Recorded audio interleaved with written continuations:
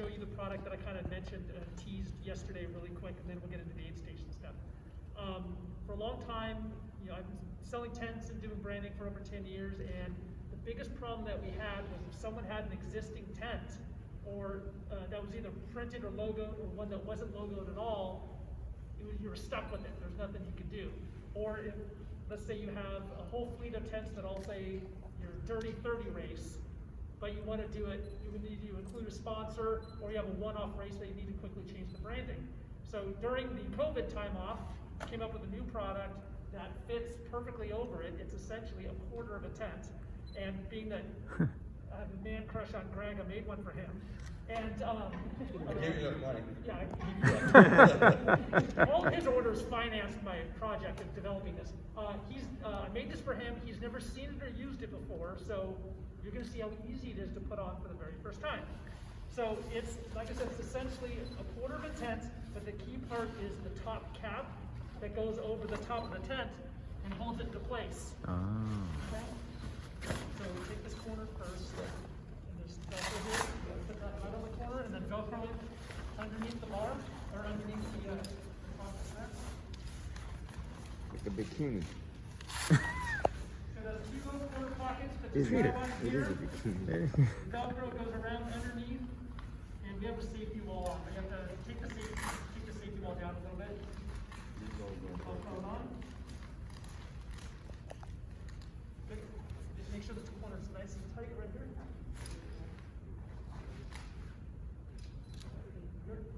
Grab this strap, and we're going to go up and over the top. Whoa. Now, just tie it on the leg and do a nice little loop. What a cool solution. So, it fits under perfectly. This side's a little wonky, let me fix it. So you can see that having a tent, say, Solomon gives you some tent, I can see it up there. We have so many things on here, it's kind of hard to choose, right? The shoe company gives you a tent, or you have one that's already branded, or one that's not. It's a quick and easy way. It's not hanging perfectly, but you'll forgive me for the demo. It's a perfect way that you can quickly rebrand one side of a tent. Right. And again, if you're on a trail or if you're at a race, you can do check-in, you can do medical, you can make it obvious what it is without having to break the bank. The tent that's underneath it, all in, you're going to be about $4.99 with a steel frame or $5.99 with an aluminum frame, but the sling top is $125. So it's a great way to rebrand or build your brand when you're on a budget. Who else I was talking to? I think I was talking to Megan. She said she has a bunch of just plain white tents. Quick and easiest solution. No, call that white tents. Quick and easiest solution to get you more branded and then build the experience like I was saying earlier. So the $4.95 includes the under tent, or Yeah, whatever you initially do, Right. and then you just get this additional thing. Right, right. It would be an add-on. So Yeah. let's say that you have your parent company, and then you have 5 or 6 different races. You can get a bunch of tents with your brand and your event company on it, and then you can get a sling top just for individual events. So that each one, if you have a turkey trot or an Easter race or whatever, the logo's there and it's represented, and people feel that they're at that event. And then you can take it off, throw it in the box until next year. Or, like I said, say Solomon sends you a bunch of tents and you want some of your branding on. It's an easy way to do it with using tents right here. And it's the same price to print on that and the bottom. Or Okay, before I put it on, a regular tent with a top and a frame, and a steel frame is $4.99. A sling top by itself as a separate item is $125. but you can logo it on the this and on the that. Yeah, the entire thing. All the ones, got it. The whole thing, yeah. Got it. And it's actually one continuous piece, but I like doing two-tone plus it matches his motif, Yeah. and it breaks it up a little bit. Sorry it's not perfectly straight, but the things on that. Any other questions about the sling top before we move on? So you can, if you have existing 10 by 10s, you can put that on. That's the whole point. Okay. Yeah. Or we can get the setup. Correct, correct.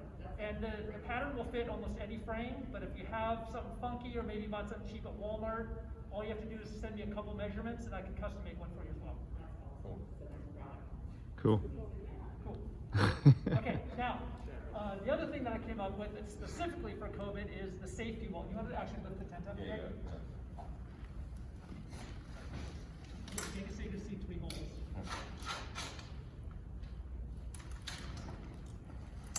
And then you move it up, bend it up.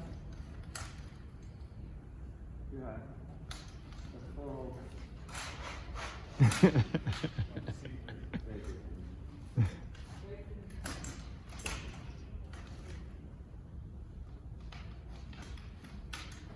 Okay, so the next item that we made specifically for COVID is the safety wall. You guys have all seen the rail skirts that are a half wall from here down. Basically flipped it to make it just like, you know, even when you go to McDonald's or, well, we don't go to McDonald's, we're runners, right? But they have plexiglass everywhere, so it's a quick and easy plexiglass type solution where you can be behind it. You don't have to feel like you're being masked up, and you can interact with people. You can hand them papers, you can do whatever, and you're in your nice confined bubble, right? We also, just to take it one step further, we added a sidewall that I did for Greg so that he can still have some branding on the bottom and still be able to look out. I don't know if this is one of them. We also made some for him that said, please do not approach the timer during the race. Yes, yes. Or some, so kind of dual purpose on the clear material that you can tell people to stay away. But the safety wall portion is deliberately the perfect height to make it so you can interact under a table. And probably the number one biggest fan of it is Greg, so he's going to show you the rest of it and talk about how he uses it and how he loves it. Before he does that, any questions for me? Question that you should ask is, does it fit all tents? Yes. I thought of that after I opened up the question. When I heard all the tents for my company, on the bottom edge of all 4 sides, there's the fuzzy Velcro on the inside. That's how this wall was able to stay up. The safety wall also has the Velcro for attached to it, but I've also added Velcro loops. So if you have a tent from Walmart or one from another company that doesn't include the Velcro, you can wrap it around the truss bars up top. So the safety wall is a universal fit for any tent that you currently have. If you have a 10 by 20 tent, it will have a center leg and then go over to the second 10 feet. So you do So 2. you would just get 2 of them. They're sold in 10-foot segments. Right. If you have a 10 by 15, I could do it, but it gets a little long and it gets a little wavy in the middle. But if you need a 10 by 15, just let me know and I can make those. Sometimes there's 12 by 12 or 8 by 8. Call me. 12 by 12 and 8 by 8 are typically like Dick's Sporting Goods and Walmart stuff, and they're usually a lot cheaper. If you have 8 by 8 or 8 by 12s or 12 by 12s, call me and I'll convince you to replace them. Because when they break, you can't fix them. All of my tents have a lifetime warranty. If you bend or break any of the hardware, any of the bars, I'll send you new parts to help you fix it. So if you have a 12 by 12, call me later. Final thing about the safety walls before I go to Greg, because I'm thinking as I go. The colored trim on the outside, I have red, white, blue, black, and green available. And any other color if you want to custom. I can even custom print logos or messages on here if you want, depending on what your branding is or if there's a specific purpose for it that you need to put, you know, some instructions on here. And how much is it? Oh, and how much is it? $49. If you order them on my website, they're $49. It costs about $10 to $15 to ship it. But Greg told me to bring a bunch of them because he knew you would all love them and want them. So I actually have some, and $40 for today, and they're yours. So if you think you need 1 or 5 or 10, Yeah. let me know. I have some. Good And idea. oddly enough, yesterday someone ordered some online, so I drove over to UPS to ship them out because my entire inventory is here. All right.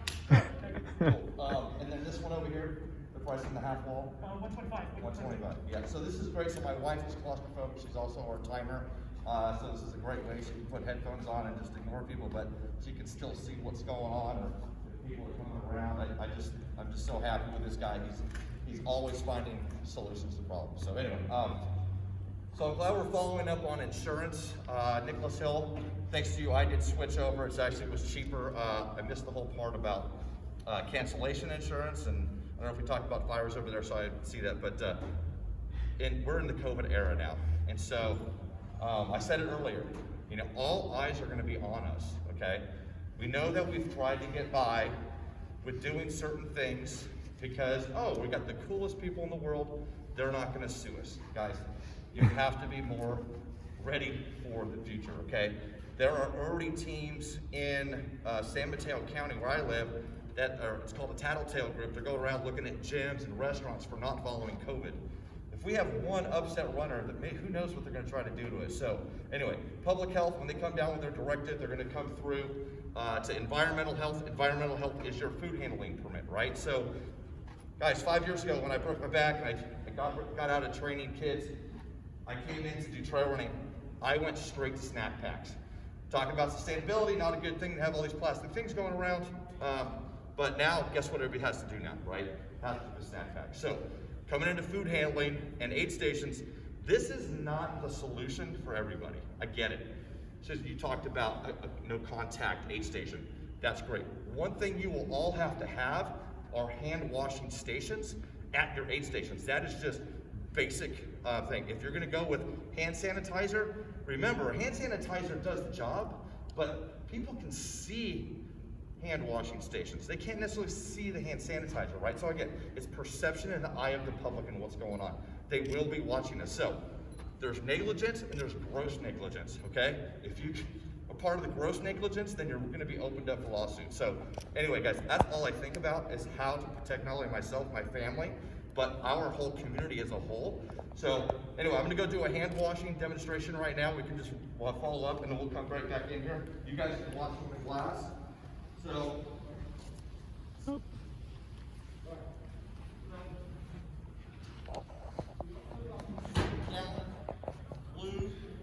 jugs. You can't just get water out of a bottle and just put some water and put some soap on and then dry your hands off. There is a procedure. You go and look at your local, like CDC, go on the health, you'll see how a hand washing station is set up. The number one rule is you have to have continuous flow of water, okay? So you would go in, get some water, get some soap, you wash it, rinse it, you got all this water going in there, you get your paper towel, you dry off, and then you use that to turn off, okay? Simple hand washing station, okay? The concept is here, paper towels, 7-gallon blue jug, dispenser to catch the gray water, and biodegradable soap. The gray water then could go into anything on the dirt. It is perfectly legal and fine to do that, okay? So anyway, that's your hand washing station. Okay, so now that everybody is all washed up, if you have a hand washing station near your start finish, if you pay for them, great. They bring them in, they pump the water with their foot, that's perfect. But that is gonna be great at a remote aid station, right? You can bring those in, it's really simple to do.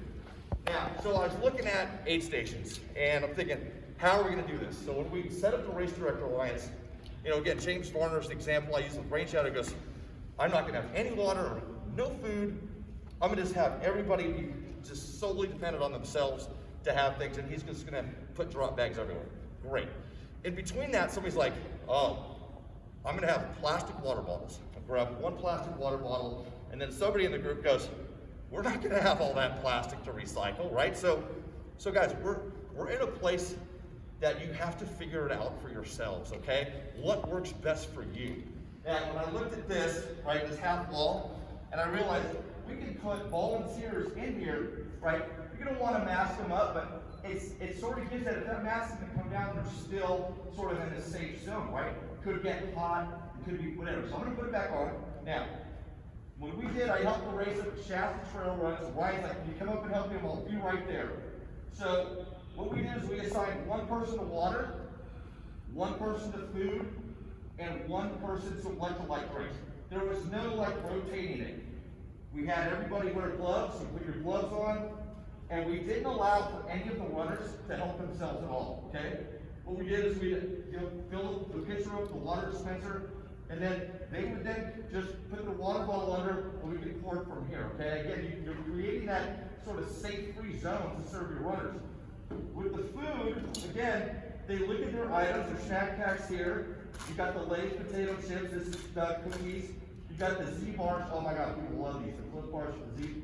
And then Pringles. Again, problem is all this waste, I get it, but this is what we're gonna have to do until the next solution comes forward. So anyway, that is an example of an aid station. PPE, my last point, Try to get your volunteers to help contribute. Okay, gloves are expensive.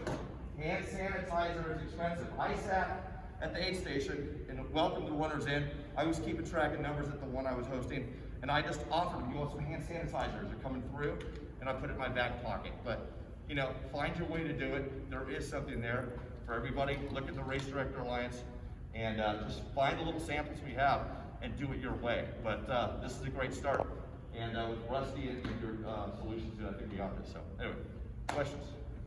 I volunteered at Quad Rock's 50 miler, Oh, yeah. and they had, you know, bought food in bulk, whether it's gummy bears or chips, and they put it in individual paper cups and gave that to the runners, or you could put them perhaps in individual baggies or something, and then that was handed. The runners could not go up to the table. It was handed to them, and then there was some individual wrapped bars and stuff that the runners could help themselves to, but the stuff that was like divided out, the runners could not come up to that table. So as soon as you take things out of their package, you're now in the food service world, okay? And then things have an expiration date. So Quicksilver, great example.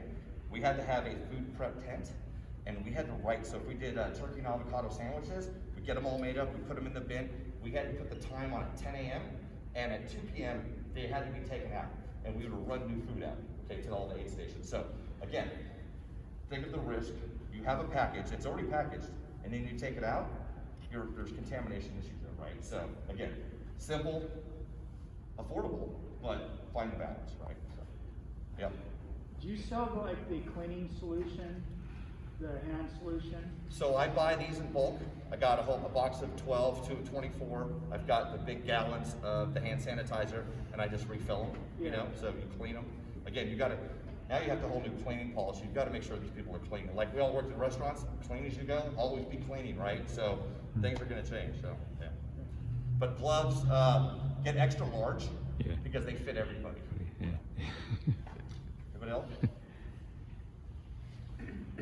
I just think the biggest thing is I feel that if you have the mindset that you are infected and everybody else is infected, then what do you know, if you look at it in that capacity, Yeah. that you're infected, so I don't want to be near you, so what do I do to protect myself, right? Yeah. I mean, if you look at it in those terms, then you think about what you want to do. And I think to me, it's kind of silly that, oh yeah, wash your hands all the time. Aren't people doing that already? Not when they're at a remote aid station, right? Right. Think about it. No. Right. Picking their No, I nose, get that. scratching themselves, like touching, going in their purse. Right. You know, we've had hand sanitizer, we have, you know, special bins, we all have that, but now it's public perception. Right. They see that, now the volunteers are going, wow, I wanna work with these guys, right? Right. So here's the thing, every county, city, state, federal, there's 3 things you need to be concerned about, right? It's your company, right? Your runners, and then the community surrounding your event at all times. You've always got to be concerned with that. So if public's coming through, if somebody wants to use their hand washing station, it's there, you know? So you're taking care of all 3 components to your event. And sharing that, I think, and brands, I feel that a brand is not gonna wanna sponsor your event if you've got, Exactly. you don't have it Yep. together. Yeah, If you yeah. don't have a plan. And that's make the these problem. videos, practice them at home. I've been Yeah. doing these and making them and sending them out, and you know, you've been sharing them, and thank you Yeah, for your that. videos are great. I just want to help. Yeah. I want us all to we have to all be doing the same thing. Yeah. If one person's doing it half-assed and one person's doing it really good, it hurts us all. Yeah. You know, so we all got to be doing this, and just, you know, Yeah. really think about that moving forward. So, cool. No, thank you, Brad, Cool. I think that's great. The water jug that you got there. Yeah. Practically speaking, how long would that last before you had to refill? Oh, yeah. 960 ounces. So, you know. But you had that thing on for like 30 seconds. Yeah, I mean, shoot, you could wash 100 hands easily with that. Yeah. Okay. You just have another water source. The other option, if you don't have the blue jugs, again, it's more waste, but the 2.5s, and you pull the release, Oh, yeah. you gotta let it run. You can't be putting hands back and forth on the handle, and it's just like kitchen 101 in food handling now. The greatest, You mentioned for a foot pedal. Right. So that's Proper. great. The other thing was, you know, again. you guys did that at Berkey. You know, the foot pedal's a You had great two thing. things. So the Ultra Spout, you guys remember we got this last year? I've got these on all my things. It's self-service when you just put the bottle up to it, but then that bottle is contaminated. So as soon as that bottle hits that thing, right, then that's a problem. But this is a great way to refill pitchers up really fast too. So, yeah. Berkey did a really cool thing. They had the foot pedal, Yeah. but they also had, I mean, they have a lot of water in Wisconsin. In California and Colorado, we don't have as much water, but they had like a cow trophy kind of thing. It was just water, it was just coming out. Yeah. So you could just go over it, the water's coming out of this Yeah. different thing, like the hoses that have the little things and Yeah. the water. And again, are goes we out. wasting water, right? So